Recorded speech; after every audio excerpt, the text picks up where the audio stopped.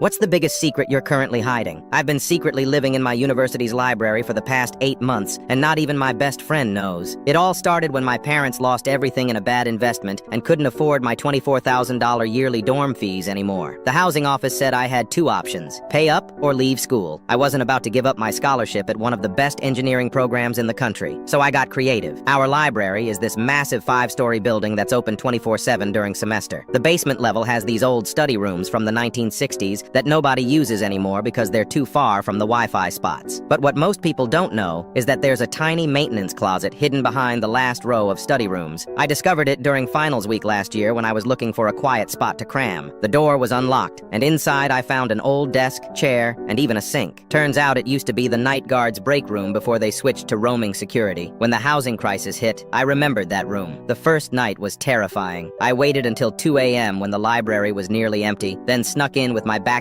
full of clothes and basics. I pushed the desk against the wall, laid out my sleeping bag, and spent the whole night wondering if I was crazy, but it worked. The security guards never check that section because the card reader shows 0 activity. I found out the janitors only come on Wednesdays to change the bathroom supplies. The shower in the gym is free with my student ID, and the cafeteria lets you fill up water bottles. I got my routine down perfect. Wake up at 5:30 a.m. before the early students arrive. Brush teeth in the bathroom while pretending I just got there to study. Store everything in my locker during the day. Head home after midnight when the library's basically empty. My friend Greg almost caught me once. He likes to study late and saw me heading to the basement at 1 a.m. I made up some story about losing my phone charger down there. He bought it, but it was close. The hardest part is keeping up appearances. I joined every club that offers free food at meetings. I tell people I live off campus to explain why I never invite them over. When my clothes get wrinkled, I say my dryer's broken. Last week, something crazy happened. I was sneaking back to my room when I literally ran into Hannah, this quiet girl from my calculus class. She was coming out of a different maintenance closet with a pillow under her arm. We just stared at each other for what felt like forever. Then she started crying. Turns out her mom got sick and couldn't work anymore. She'd been living in the library for 3 months. Now we're partners in crime. She takes the closet on the west side. I keep the east. We cover for each other, share meals from the dining hall, and finally have someone to talk to about how messed up this all is. Yesterday, we found 2 more residents living in the old map room. There's this whole secret community of students just trying to stay in school. The craziest part? One of them is Philip, the student body president who's always posting photos from fancy charity events. His parents cut him off when he switched from pre-med to art history. He's been living on the 4th floor for almost a year. We've started a kind of underground support network. Greg keeps asking why I'm suddenly hanging out with these random people. If he only knew we were having midnight meetings in the basement, sharing resources and warning each other about security patrol changes. I feel guilty sometimes, technically being homeless while maintaining a 3.9